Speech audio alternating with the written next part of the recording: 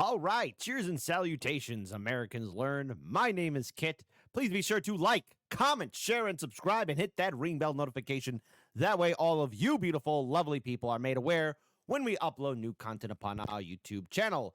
So today, we got ourselves something that was requested by you, our patron supporters and viewers and subscribers.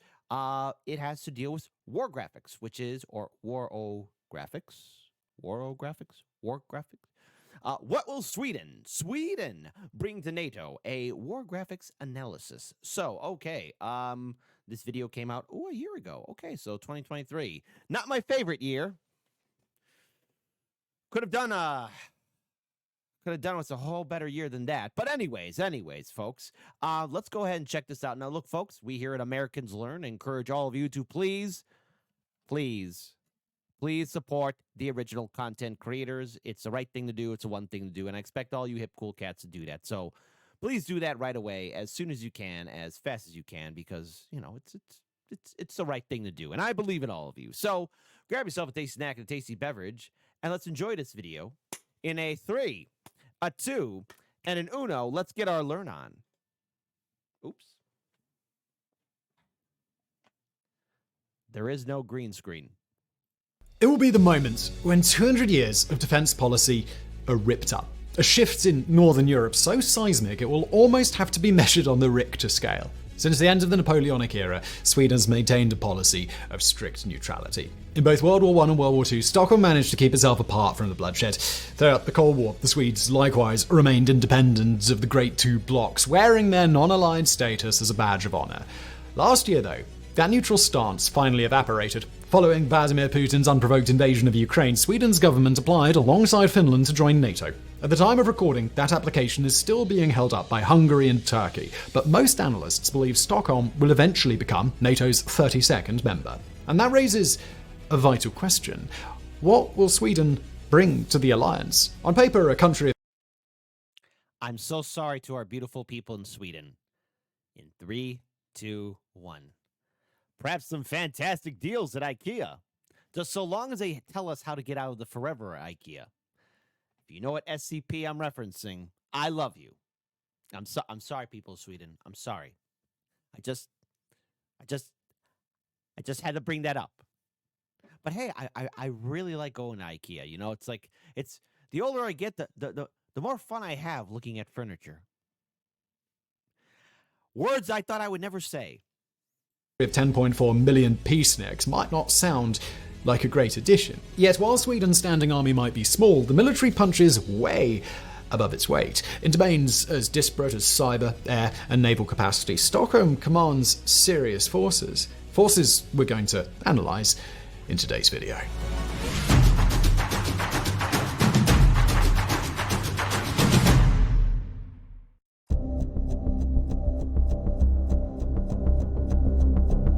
For anyone following European news, May the 18th, 2022 was a day that offered a lot of action. In Ukraine, hundreds of defenders of the Azovstal plant surrendered, bringing a close to one of the war's earliest major battles.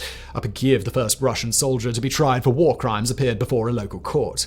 But it arguably wasn't on the battlefields of Ukraine that the biggest story was unfolding, but nearly 2,000 kilometers away in a wood-paneled room in Brussels. There, the ambassadors from Finland and Sweden jointly handed application letters to NATO Secretary Jens Stoltenberg. In doing so, they transformed the security architecture of Europe for decades to come. Prior to this moment, the two Nordic nations had been famous for their non-alignment. On our earlier video on Finland and NATO, we described how Helsinki had maintained neutrality for nearly 75 years. But what was a massive psychological shift for the Finns was on a whole other level for the Swedes. While Finland had been steadfastly neutral for over 7 decades, Sweden had clung to its non-aligned status for over 2 centuries.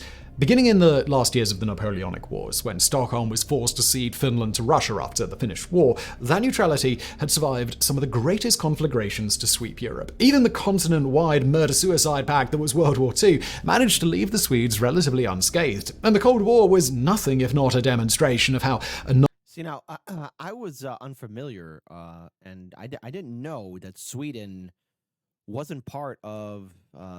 obviously World War I and World War II.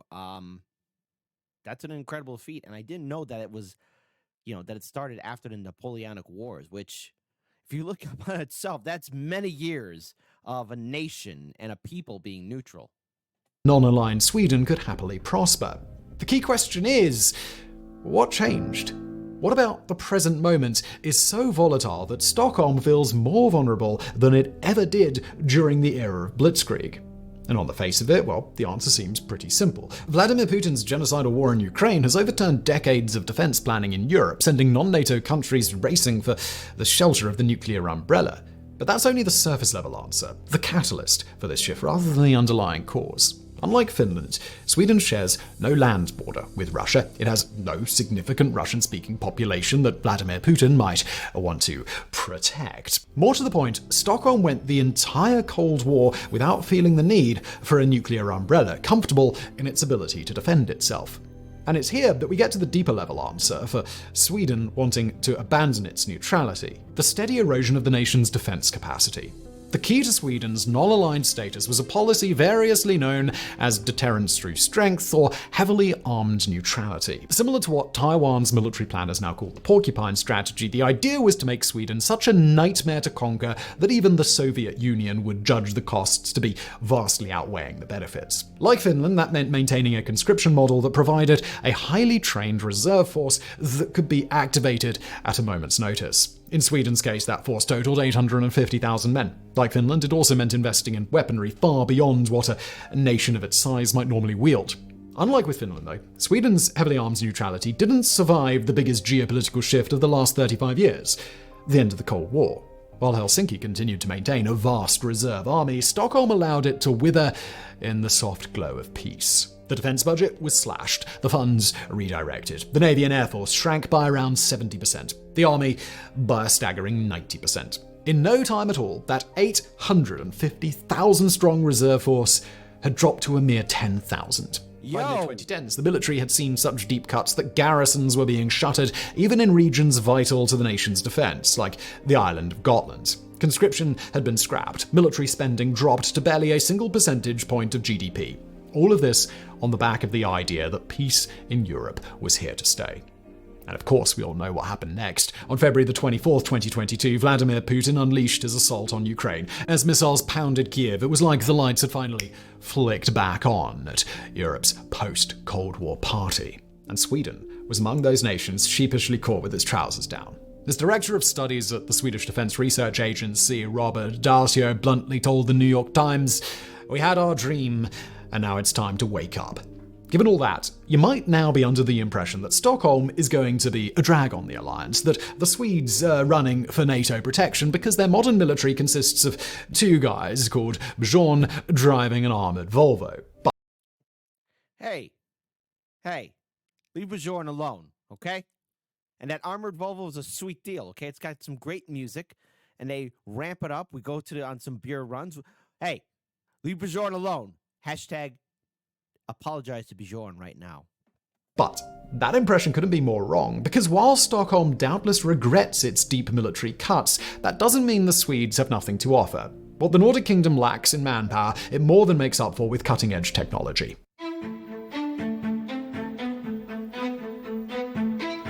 Back when we did our Finland video, one of the very few problems we highlighted was Helsinki's lack of a solid defense industrial base. In a war of attrition, Finland would become quickly dependent on other NATO allies for resupply. In Sweden, the situation is more or less reversed. While its tiny standing army and reserve forces wouldn't even be a rounding error compared to what Helsinki can field, Stockholm has the capacity to produce both small arms and high-tech defensive kit. So much so that Sweden is... Yes. My first name was mentioned, but not high defensive kit. So don't worry about it. I'm not getting cloned as much as I used to. Both one of the world's leading arms exporters and one of the largest arms manufacturers per capita. But this kit isn't just built for foreign markets. In pretty much all domains, Stockholm is able to combine internationally purchased kit with homegrown weapons platforms to compete with the best. Let's start with the Swedish Navy. While relatively small compared to other coastal nations, Sweden fields a navy with an excellent reputation for stealth. Central to this is the domestically produced Gotland class of submarines, of which 5 are currently known to be in operation. A diesel-electric sub, the Gotland has been called, quote, one of the most advanced submarines in the world. It's also one of the few non-nuclear submarines capable of staying underwater for weeks at a time rather than days. Its biggest claim to fame comes from war games conducted with the USA in 2005. In a mock-up battle, one Gotland sub managed to score direct hits on the $6 billion aircraft carrier USS Ronald Reagan without ever being detected. This, despite the Americans fielding anti-submarine escorts and an entire carrier task force. The anecdote nicely demonstrates the stealth capacity of the Swedish Navy, a capacity that carries over into the Visby-class corvettes. Essentially, Sweden's warships, the 5 Visbys, are designed to remain hidden to enemy radar, undetectable at range, even as they pack some serious firepower, like the naval gun Bofors 57mm Mark III. These are locally designed and built machines armed mostly with weapons built by Swedish firms, principally Saab Bofors Dynamics. And yeah, that's the same Saab that used to be best known for building cars. Today they're apparently more focused on supplying NATO armies than ensuring a comfortable drive to IKEA. Still, this is I'm so glad he named IKEA. For a minute there, I felt doing the intro and mentioning IKEA. Perhaps he wouldn't say something, but he did. He did. So it's not as bad. So don't cancel me. defense industrial base doesn't mean the Swedes don't also buy from partner countries. The army's main battle tank, for example, comes from Germany. Stockholm has something in the region of 120 Leopard 2A tanks. Air defense likewise relies on foreign tech. In 2021, Sweden became the first non-NATO nation to receive Patriot systems from the US. Yet, even in the domains where they're happy to rely on outside systems, the Swedes still produce their own powerful machines. Those 120 Leopard 2As, they're backed by something in the region of 500 CV-90 infantry fighting vehicles, among the best in their class in the entire world. It's stuff like this that demonstrates why Sweden's tiny army is not to be taken lightly. In the event of a shooting war between NATO and Russia, Stockholm's homegrown equipment, designed with the frigid climate of North Europe in mind, would be instrumental in securing the alliance's northern flank. This includes in the cyber domain. Unlike most Western countries, Sweden has been actively pursuing offensive cyber capabilities for years. As the Atlantic Council wrote in 2022, if recent exercises are any indicator, Swedish cyber capabilities are already among the most advanced in Europe. Really though, it's not for Sweden's cyber efforts that NATO is desperate to get Stockholm in the door. Nor is it for what the army or navy feels, impressive as their kit is. No, there is one single domain where the Swedes really shine. One area where their expertise and equipment could make a crucial difference in any Europe-wide conflagration. We're talking, of course, about the Swedish Air Force. All right, Sweden. Time shows how sweet you are in the sky. Anyone watching CNN last May might have been surprised when a segment aired calling Sweden one of the world's top-ranked air forces. After all, this is a country with only 10.4 million citizens, a nation with a GDP on par with Ireland. This is on a continent that boasts the British RAF, the French Air Force, and Italy's sizable Aeronautica Militaire. So the idea that tiny Sweden can compete in the air should be laughable. It should be, but it isn't, because CNN wasn't just indulging in cable news hyperbole. Stockholm really does possess an air force that could put many of its peers to shame. The main reason for this is the nation's homemade fighter jet, the Gripen JAS 39. Designed. So how many of you have played that in War Thunder? How many of you have played that fighter jet?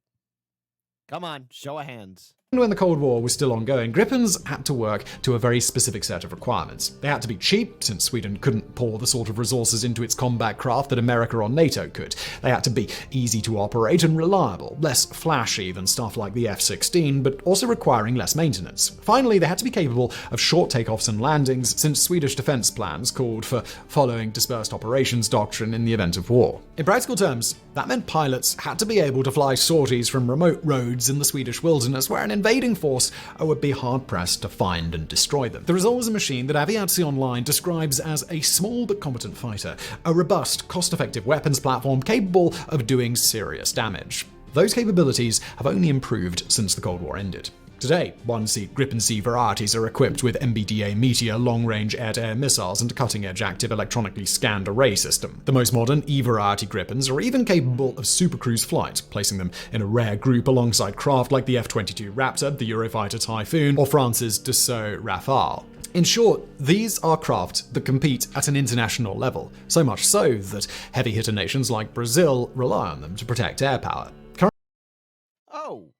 Okay, so in other words, they're able to import some of the, or export some of their fighter jets to other countries, such as Brazil. Well, Brazil. See, you got the Swedish connection. I got to see how that plays out. All right, that's actually pretty fantastic that a small power is able to compete with other larger global superpowers. But all right. Okay, let's see where else this goes. Currently, Sweden has nearly 100 of them. 75 C variants, 22-seater D variants, and just 2 of the ultramodern E variants, though some 58 more E-craft are scheduled to be delivered in the near future. All C and D aircraft are also planned to undergo upgrades that will keep them working and relevant through to 2035, when the whole fleet will be replaced with newer models. So, yeah. There's good reason people seriously into combat aircraft have a secret soft spot for Sweden's Air Force. But combat crafts aren't the only things a modern air power needs. They're also the less sexy, but still vital functions like airborne early warning and control craft and intelligence gathering vessels. And well, Sweden shines here too. As Defense News recently reported, Stockholm is set to buy 2 of Saab's new GlobalEye AW&C craft. According to the manufacturer, GlobalEye, quote, combine air, maritime and ground surveillance on a single platform, all in real time. To that, you can also add 2 Gulfstream 4 aircraft modified for intelligence gathering. Now, we don't want to turn this entire chapter into a geeky loving for Sweden's Air Force, or for you to leave with the impression that Stockholm could project air power on a similar level to a nation like the USA. It's absolutely not the case. Even Sweden's own generals wouldn't try to claim that. Their Air Force, for example, has a clear and noticeable weakness where large transport craft are concerned, fielding only 5 C-130H Hercules. It's hardly anything for NATO to get excited about. But what we're trying to do is paint a clear picture of a nation that consistently punches several classes above its weight in the air domain. A country that won't be a drag on NATO, but a worthy addition to its northern flank. Not that the alliance would be in much of a position to reject Sweden, even if its military offered nothing more than flat pack furniture and ABBA tribute bands. And Hold on, we're going to rewind that. Nothing more than flat pack furniture and ABBA tribute bands. And that's because Sweden, the nation, represents something NATO can't afford to ignore. Something that has nothing to do with technology or defense industrial bases. And that's a way to project NATO power in 2 vital bodies of water.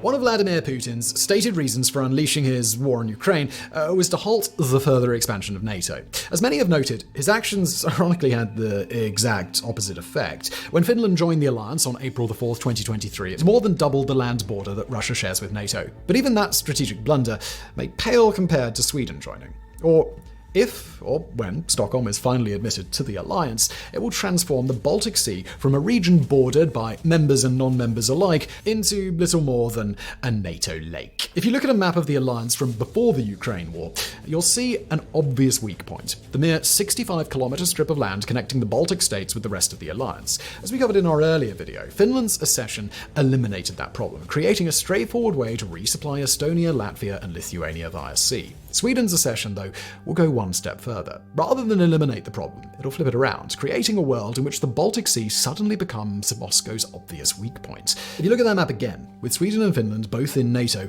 we can see that Russia only has a couple of tiny strips from which it can access the Baltic Sea. 2 strategic choke points that the alliance could potentially blockade. The first is in the Gulf of Finland, the strip of water separating Finland and Estonia. A blockade here would not only cut off St. Petersburg from the sea, it would also trap the Russian Baltic fleet in port at Kronstadt. The second is the water around Kaliningrad, a Russian exclave bordering Poland and Lithuania. Just 200 kilometers from Sweden, it houses one of Russia's only ice-free ports, as well as a serious military base. But given any ships trying to exit will have to pass through both Denmark and Sweden, its use would evaporate in wartime, especially when you take into account Sweden's nearby island of Gotland. A strip of land a hair under 3,000 square kilometers, Gotland has been called an unsinkable aircraft carrier, a place from where a military could dominate maritime and air traffic over the Baltic Sea. As such, it's long been a premier Russian target. Back in the Cold War, Swedish spies uncovered Soviet plans to occupy the island in the event of war, Sweden's neutrality be damned. Closer to our time, Gotland was the subject of a jingoistic Russian documentary broadcast on the eve of the Ukraine war, one which described how Moscow could capture it alongside Lithuania, Latvia and Estonia. For this reason, Stockholm long kept a mighty military presence there. During the Cold War, 25,000 troops guarded the place, with another 25,000 in reserve. Harbours were filled with mines, 25 fixed artillery pieces and 36 tanks were ready and waiting for a potential battle. But the peacetime cuts destroyed all of that. Today, Gotland is protected by only 300 to 400 soldiers. The coastal defenses have been dismantled. The submarine base, incredibly, was almost sold to a Russian businessman. Although Sweden is rapidly trying to Don't you find it fascinating? We live in a day and age where anybody with enough money in their hip back pocket could buy a military base. I know. Let's ignore for the fact that it was a Russian businessman. Let's look at the fact that could happen anywhere, man, at any point in time. Remember when there used to be some sort of accountability? Remember when things used to make sense? Remember when no one was on the edge of the sequel we've all been dreading, WW3? Yeah, I'm not looking forward to that. There's so much I still want to do. That's why I say make every minute count. Enjoy life as best as you can, folks. Because I think it's going to get a heck of a lot worse. Militarize the island, it's currently a weak link, a place Russia's forces at Kaliningrad would almost certainly try to seize in the opening hours of a full-blown conflict. If Sweden joins NATO, though, Gotland could go from being a potential problem to a potential lifesaver, a place the alliance's forces could fortify and use to dominate the entire Baltic Sea. With fellow NATO member Turkey also capable of closing the Bosphorus and Dardanelles Straits, Russia could quickly find most of its European ports cut off from the wider world. Most, but not all of them. Up in the far north, ports like Murmansk would still have access to the Atlantic via the Arctic Ocean. And that brings us neatly to another reason why NATO wants Sweden on side. Admit the Swedes to the club, and every Arctic nation not called Russia will be an alliance member. There are 8 Arctic nations in the world: Canada, the USA, Denmark via Greenland, Iceland, Norway, Sweden, Finland, and Russia.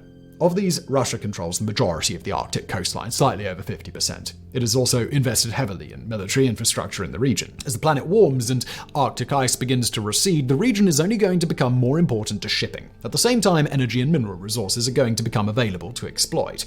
That means the chance of confrontation in these waters will increase. As the Council on Foreign Relations has put it, having 7 of 8 border nations in NATO, quote, allows the alliance to pursue a more coherent strategy in the region.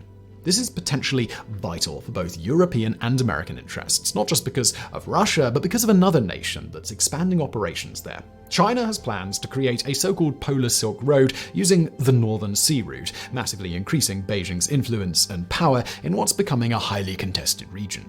For US lawmakers looking to try and contain China, a NATO-dominated Arctic is one of the few ways of countering the CCP's northern plans. At this stage, though, we're still just looking at ways Swedish membership could potentially benefit NATO, and interesting as this is, there's a whole other aspect we really do need to consider. And that's just how compatible are Stockholm and NATO going to be. You know, after so many years of, again, having neutrality, there's going to be a whole lot of changes, though, that could really impact Sweden.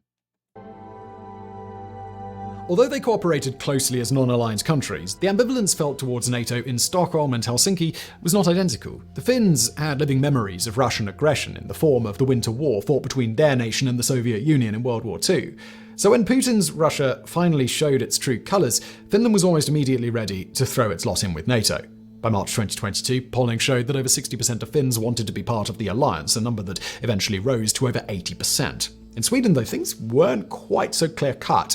With no Russian land border and no personal memories of Russian aggression, Stockholm was ambivalent about ending its neutrality. As late as mid-March, Prime Minister Magdalena Andersson was saying she saw no need to apply to NATO. The public, too, were unsure. Even in April 2022, polls were showing fewer than half of all Swedes supported entering the alliance. To put that in perspective, this was after the discovery of Russian war crimes at Bucha, when the world already knew of the arbitrary torture, sexual assault, and murder Moscow's forces had visited upon civilians. For some, this reluctance to follow the Finns was ascribed to Swedish psychology, the idea that Swedes see themselves as natural peacemakers and a force for dialogue on the world stage. But this assessment skipped over one key point in the Sweden-NATO debate. The Swedish military had already been cooperating with the alliance for decades. The partnership between the two forces began almost immediately after the end of the Cold War, with the first steps being taken in 1992. By 1994, Sweden was an official member of the NATO Partnership for Peace program. Not long after, the two began conducting joint military exercises. In many ways, this step was practical. In 1995, both Sweden and Finland joined the EU, a move that included signing a mutual defence clause. With many EU members already in NATO, working with the alliance would clearly be necessary in any continent-wide war. Yet Sweden's cooperation with NATO would go deeper than what was strictly necessary. As we mentioned earlier, Stockholm received equipment from the alliance, becoming the first non-member to host a Patriot system. Not only that, but it also joined NATO on active missions. The NATO force in Kosovo, KFOR, has included Swedish troops, as have NATO forces in Afghanistan and Iraq. During the 2011 intervention in Libya, Sweden's air force was involved in enforcing the no-fly zone. According to the Dutch magazine Militaire Spectator, during the mission, quote, Swedish aircraft seamlessly integrated with NATO air forces. In other words, Sweden isn't some outside force coming into NATO, not knowing the difference between Article 5 and a piece of pickled herring. It's rather a nation that has spent decades now hovering on the threshold of membership without ever quite stepping through the door. That doesn't mean there won't be issues when or if Stockholm is allowed in the club. Just to take one example, NATO countries commit to spending a minimum of 2% of GDP on defense. While only 7 of the 31 members actually hit that target, most are at least spending over 1.5%. Sweden, on the other hand, spent a mere 1.2% in 2022. Within the alliance, that would make it one of the lowest spending members, ahead of only Luxembourg, Spain, and Belgium. And while there are plans to boost spending by billions of dollars, it will take at minimum until 2028 for Sweden to come close to the 2% target. Despite all of this, though, it seems today that Sweden may finally be ready to step over that membership threshold to become NATO's 32nd member. Back in May of 2022, polling reported a majority of Swedes wanted to join the alliance for the first time in history. Since then, that number has only grown, not to the sky-high levels that have been seen in Finland, but to a solid 60%, which is a solid majority by any stretch. The new government under Ulf Kristersson has followed this shift. On March the 23rd, 2023, the Riksdagen voted to join NATO. 296 lawmakers were in favour, only 37 were against. But this doesn't mean it's a done deal. At the time of recording, alliance members Turkey and Hungary are both withholding approval of Sweden's accession, a major deal since joining NATO requires unanimity. It could even be that this approval never comes and Stockholm is left eternally out in the cold. No longer neutral by choice, but forced by politics in Ankara and Budapest to remain non-aligned. But this seems unlikely. Right now, the smart money is on Turkey and Hungary eventually dropping their objections. When they do, NATO will at last admit its 32nd member, a member that has a lot to give. Now, as we've hopefully shown in today's video, Sweden's membership isn't a magic bullet for the alliance, nor is it the equivalent to inviting in a major power on the scale of the US or even France. What it is, though, is a win for NATO on multiple fronts, a much-needed boost from a military that may be small, but plays to its strengths with deadly precision. A military that can help ensure safety and security in Europe for generations to come. Okay, so there's a little bit to unpack here. So first of all, obviously this video came out about a year ago. So that was, June 1st, 2023. So same months. So let's go ahead and look at the Google. Has Sweden joined NATO? And as it stands, yes, Sweden has became a full member of the Northern Atlantic Treaty Organization, NATO, on March 7th. The instrument of accession was deposited in Washington, D.C. after all NATO members ratified Sweden's accession protocol. The ceremony was held at the Pentagon to welcome Sweden and Finland as NATO's newest members during the Alliance's 75th anniversary. So there we go. So March 7th of this year.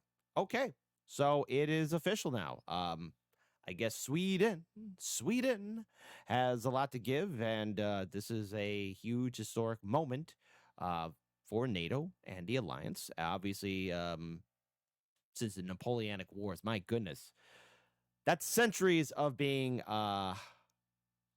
neutral.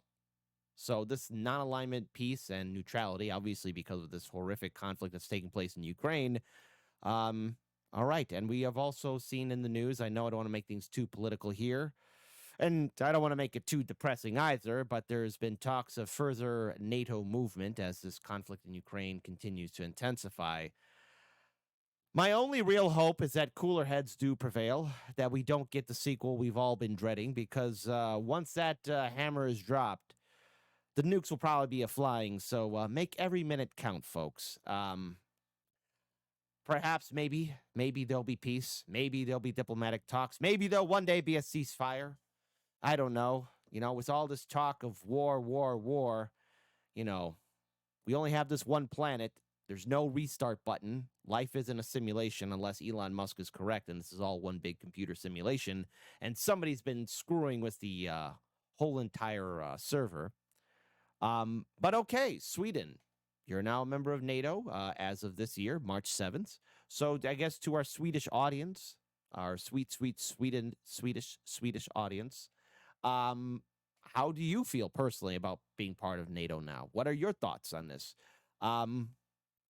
Obviously, I think we're all just a little bit concerned about overall what comes next. This war has been going on since 2022, and I think many of us just want a peace, or is it that it doesn't escalate into something far, far greater that there's no true recovery from. So please, folks, listen, just take good care of yourselves. People, Sweden, how do you feel about it? Type in the comment section below. And if there's any other videos from Warographics that we should check out, give us your feedback. Obviously, this is something that's important that we do have to talk about because let's face it, in this day and age where all of our cell phones are connected and information's coming at us a mile a minute, it's important for us to be aware of our, I guess, the greater world and what's happening in politics, both national and international. So there you go, folks. 10 out of 10. Please support the original content creator. Please take good care of yourselves and each other. And now more than ever, just here's hoping nothing goes a-flying and there are no mushroom clouds in the sky. But I got a pain in my stomach. And for some reason, I just feel it's just going to get a hell of a lot more crazier before it gets better.